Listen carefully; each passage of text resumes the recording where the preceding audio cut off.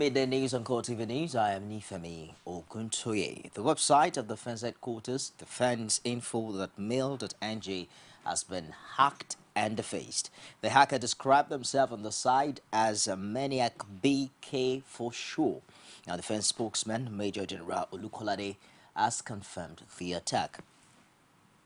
He described it via his Twitter handle as an ISIS-type effort to hack into government platforms, but says that the managers of the website are working to rectify the situation.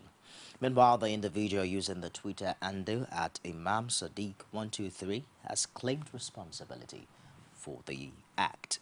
He said through a series of tweets that his group is now in total control of the website of the Defense Information.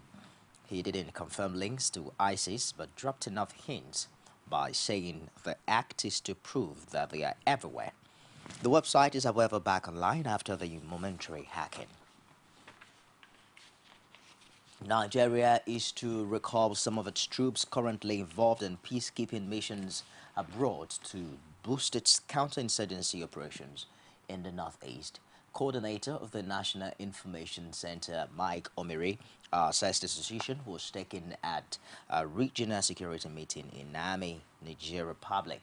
Omiri also said at a security briefing in Abuja that security forces are still studying the latest video released by... In the face of the various challenges militating against the full operationalization of the multinational joint task force and its apparent collapse, a number of African countries converged in Niamey, Niger Republic, on January 20th, 2015, with the sole aim of seeking authorization from the UN Security Council through the African Union to set up, fund, and deploy a more effective multinational force to fight Boko Haram.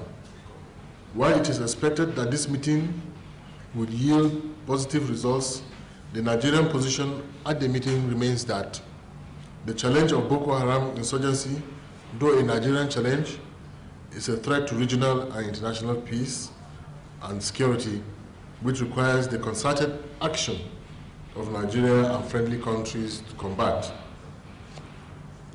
There is a need for a troop surge in operational areas, which may require recalling Nigerian troops from peacekeeping missions abroad to enhance the operational capabilities of the Nigerian military. Nigeria and her neighbors should improve on the effective management of their borders, while the Abuja Regional Intelligence Fusion Unit should collaborate with the Intelligence Coordination Center based in Chad in intelligence sharing. France has assured the Economic and Financial Crimes Commissions of onward support in its continuous efforts to curb economic and financial crimes in the country. The assurance was made during a visit by a French delegation led by the police attaché to the embassy in Nigeria, Eric Bonachan, to the EFCC headquarters in Abuja. Both parties used the occasion to rub minds on the level of corruption between the two countries and how it could be further strengthened in the area of investigation and prosecution. The relationship clearly demonstrates that no one can commit any economic or financial crime from this country and right into France and think France will give such a person sanctuary from the law. We have partners there who will always liaise with and will make sure that such an individual is brought to book. In the same token, if somebody commits a crime in France and run to Nigeria, we're always here to liaise with them and ensure that such a person is properly brought to book. The economic crime in France and come in Nigeria, or in Nigeria and go to France, will be prosecuted.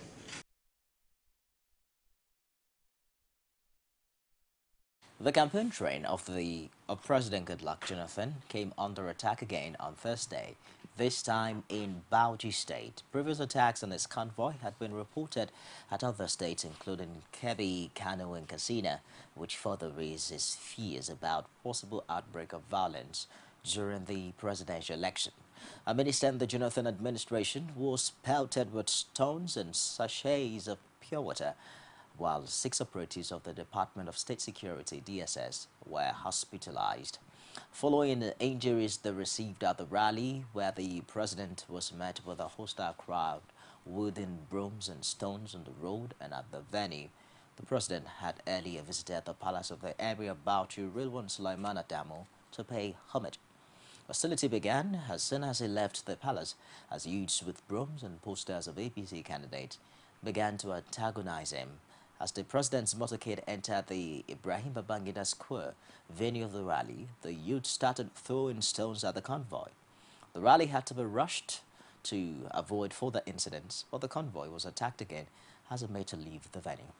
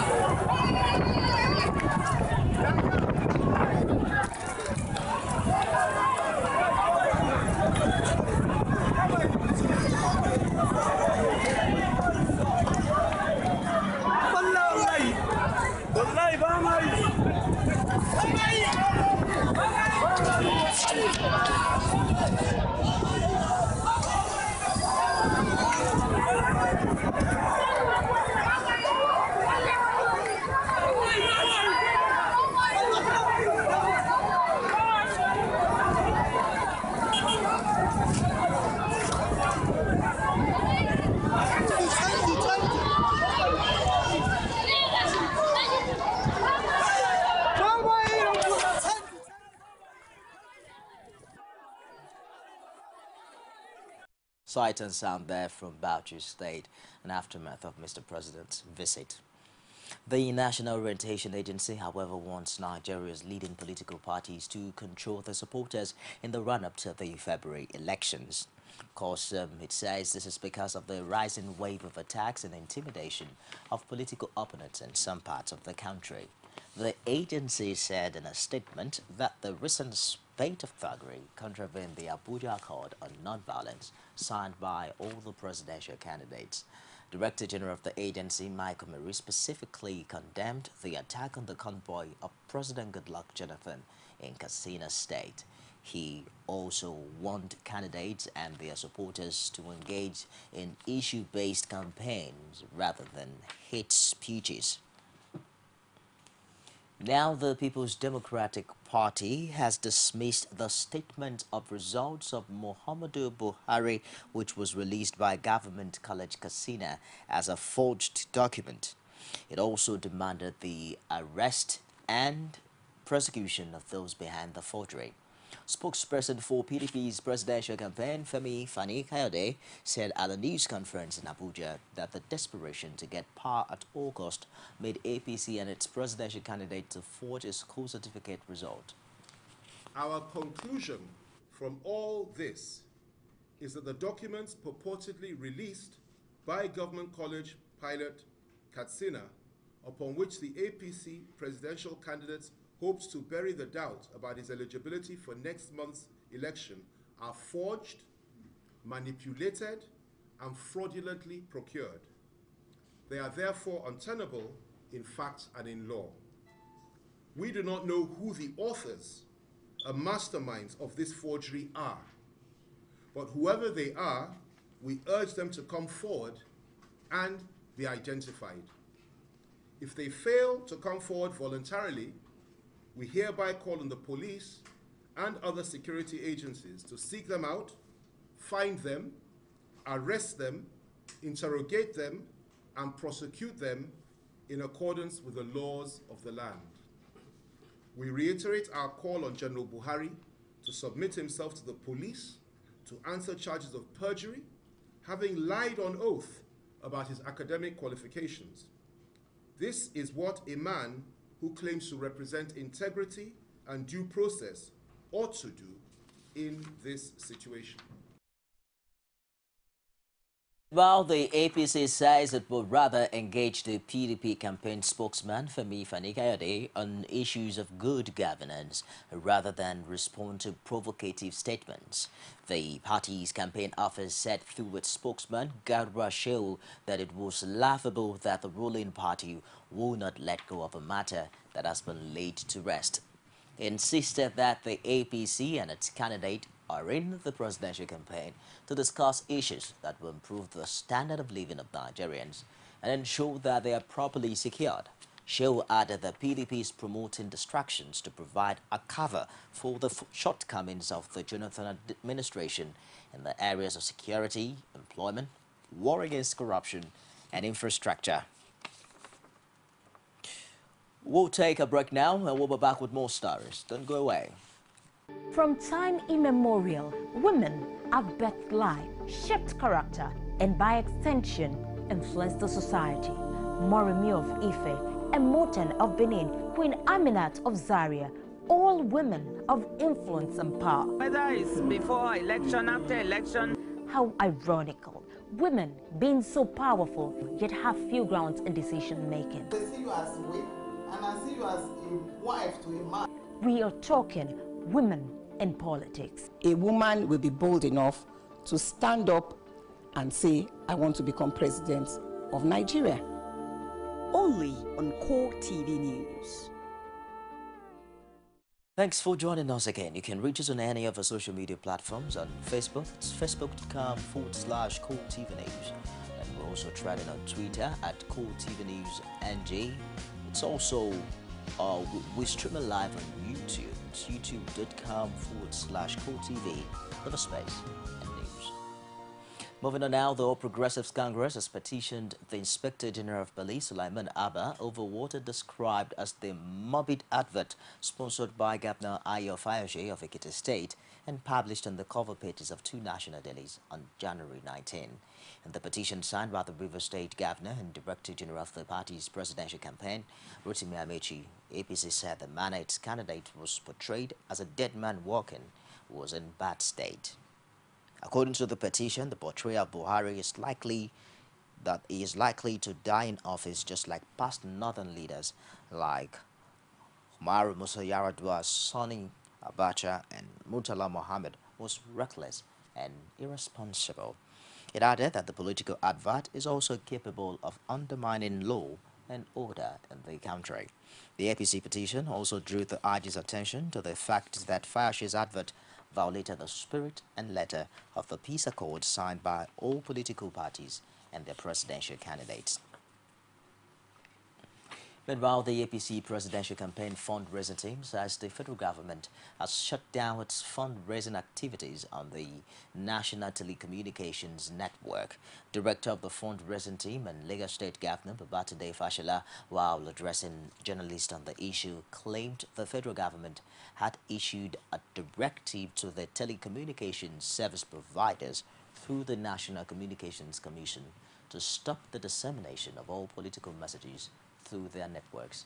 He added that the decision to stop the party from raising funds from the public is a clear violation of the Peace Pact signed by all parties. Apart from issuing that letter saying that telcos should not carry political messages on Tuesday afternoon, by yesterday afternoon, they have gone on and shut down the 35350 platform for sending text messages to contribute 100 naira. Now, this happened around 2:30 p.m. yesterday. Before that happened, when we left here on Tuesday afternoon, we were getting like 4 to 5 text messages per minute. Immediately we launched. And as at the time it was shut down, it's over 5,400 people had contributed. And immediately it stopped working. I was now getting text messages on my personal phone that this shortcode is not working again. We'll take a short break now and I'll be back with more stories. Don't go away. Every day, every hour, and every minute, news break in Nigeria. Things happen so fast, it's most times difficult to track and comprehend them. But that's what we do right here on Digi360. 2015, would you want to come back again? It's like asking Jesus Christ if he knew he was going to die, will you want to come back as the savior of the world again? We do not just help you track the stories, we break them down, explore all the angles, analyze the issues so that you can fully comprehend the stories and use them to make the right decisions.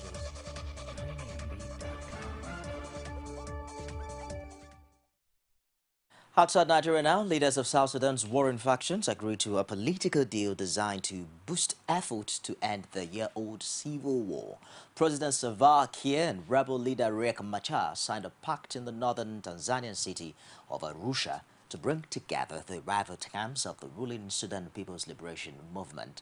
Fighting broke out in newly independent South Sudan in December 2013 when Kiir accused a sacked deputy Machar of attempting a coup. Now, no number of overall death toll for the war has been kept either by the government, rebels, or the United Nations, although the International Crisis Group says it estimates that at least 50,000 people have been killed.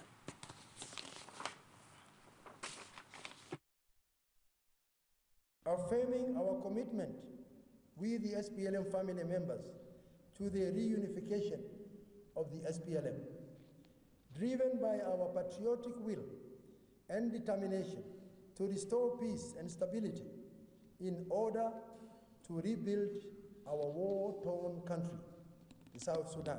By agreeing to reunite their party, they are making the peace process in Addis Ababa easier. This is because the crisis started in the party and it went in the country. So this is a very big step in the process of peacemaking. Today we hope and believe will be the beginning of giving a new hope to the people of South Sudan. It is time the guns went silent. It is time you, as leaders, fulfilled the mandate that the people of South Sudan expected. They expected a better life. They expected stability. They expected prosperity and development. Not guns, not fear, not death.